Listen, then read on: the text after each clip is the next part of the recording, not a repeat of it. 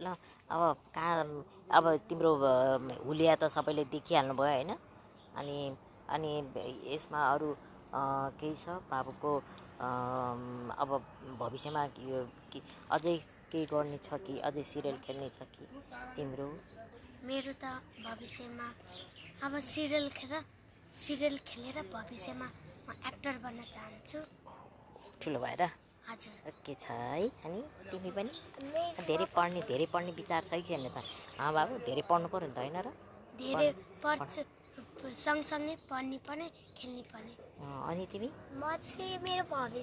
चाहिँ ऊ चाहिँ भूमिका चाहिँ दुईटा डाक्टरको साथ के अरे कलाकारको साथसाथै मलाई डक्टर पनि बन्ने धेरै ऊ छ के सपना अनि त्यसरी म डक्टर पनि बन्छु कलाकार पनि हुन्छु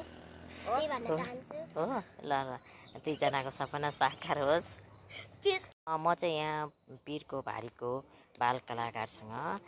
कुराकानी गर्दैछु यहाँ हेर्नुहोस् है हाम्रो बाबु त्यसपछि नानी नमस्ते सबैजनालाई अनि ल बाबु तिम्रो आफ्नो परिचय देऊ त मेरो परिचय मेरो नाम गौरव हो क्लास मजुकटी म गौरव मजुकटी हो म क्लास 4 मा हो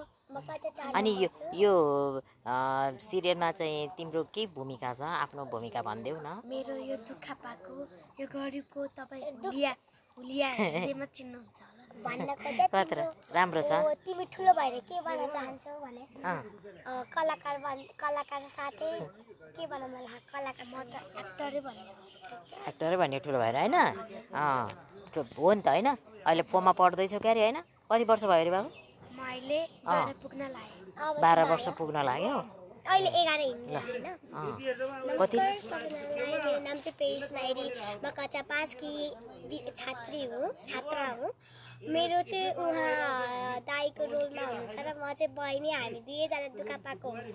त्यसैले मेरो भूमिका चाहिँ एक्टरको साथसाथै डक्टर पनि बन्ने मेरो भूमिका थियो नमस्ते सबैजनालाई आज म पीरको बारीको सुटिङमा छु अलि नजिक आउँछ नानी सबैजनाले हेरेर लाइक सेयर सब्सक्राइब गर्न नबिर्सिनु होला यता नानी यता क्यामेरा मनासिरी युट्युब च्यानल र टिकटकमा सबैजनाले हेरेर लाइक सेयर सब्सक्राइब गर्न चाहिँ नबिर्सिनु होला युट्युब च्यानललाई अनि टिकटकमा पनि सबैजनाले हेरेर मिठो मिठो तपाईँहरूलाई मनपर्ने कमेन्टहरू छोड्न नबिर्सिनु होला र पीरको भारीको सुटिङमा छु मेरो फर्स्ट अहिले मेरो सुटिङ हुनै बाँकी छ तपाईँहरूले हेरेर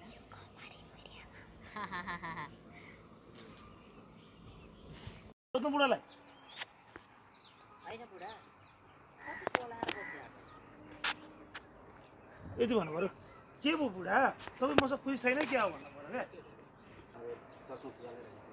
होइन अहिले चस्मा लाउनु लाग्नु रोलिङ भन्नु दिदी के भयो बुढा तपाईँ मसँग खुसी छैन कि क्या हो होइन किन खुसी नहुनु यति राम्रै मेरो बुढी पाउँदाखेरि कति राम्रो छ बोलाइदिनु पर्यो तपाईँले पुग्दा बोलाउनु कहाँ एक्लै हिँडेको म हेलो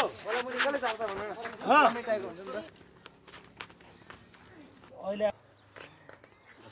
आज भयो 10-15 मिनट है यहाँ भने त्यहाँ आउनु ल टेकमा छु क्या म बोलाएर लाटोले उसको मोबाइलबाट मलाई फोन गर्ने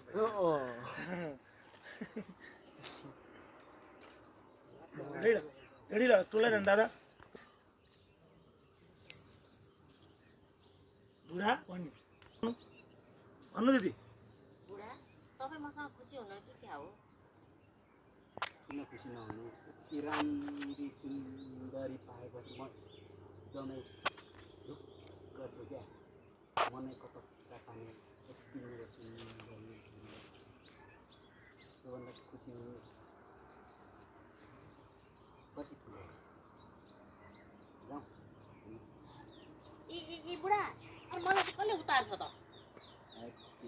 म त आफ्नो चालमा हिँडिरहेको छु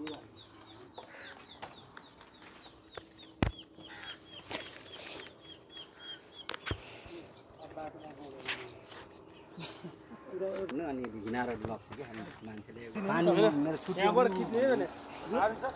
यहाँबाट खिच्दाखेरि ठ्याक्क यहाँ बोल्दै राख्ने भनेको त्यो चाहिँ यहाँ आउँदा त्यो ल्याउँदा मलाई धेरै नखिच्छ है